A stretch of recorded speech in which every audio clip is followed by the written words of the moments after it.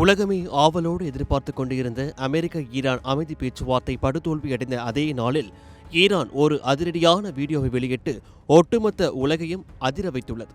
Hormuz ஜலசந்தியில் அமெரிக்காவின் பிரம்மாண்ட போர்க்கப்பலை ஈரானின் கடற்படை மிரட்டி விரட்டும் காட்சிகள் இப்போது இணையத்தில் காட்டுத்தீயாக பரவி வருகின்றன.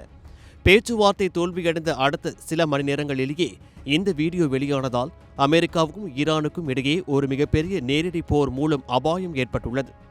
வெளியாக உள்ள அந்த 60 வினாடி வீடியோவில் ஈரானின் புரட்சிகர காவல் படையான IRGCயின் கமாண்டர் ஒருவர் அமெரிக்காவின் போர்க்கப்பல் 121க்கு மிகவும் கடுமையான எச்சரிக்கை விடுக்கிறார். அமெரிக்க போர்க்கப்பலே, உடனடியாக உங்கள் பாதையை மாற்றுங்கள், இங்கிருந்து வெளியேறி இந்திய பெருங்கடலுக்கு திரும்பி செல்லுங்கள், இந்த எச்சரிக்கையை மீறினால் உங்கள் மீது மிக கடுமையான தாக்குதல் நடத்தப்படும் என அந்த கமாண்டர் கர்ஜிக்கிறார்.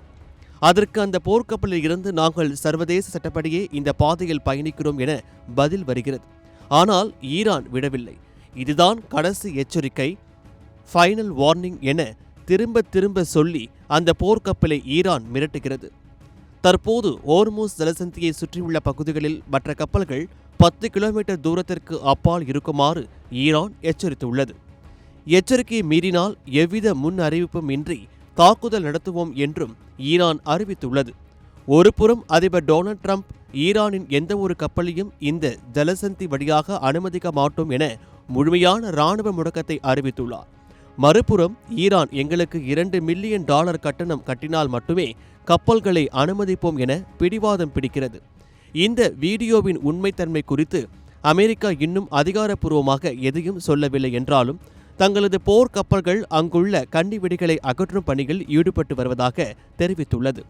அமைதி பேச்சுவார்த்தை தோல்வியடைந்த நிலையில் ஈரான் இப்படி ஒரு மிரட்டல் வீடியோவை வெளியிட்டிருப்பது உலக பொருளாதாரத்திலும் கச்சா எண்ணெய் விலையிலும் மிகப்பெரிய அதிர்வுகளை ஏற்படுத்த போவது உறுதி. வளைகுடா நாடுகளில் நிலவும் இந்த உச்சகட்ட போர் பதற்றம் என்ன விளைவுகளை ஏற்படுத்தும் என்று பொறுத்திருந்து பார்க்கலாம்.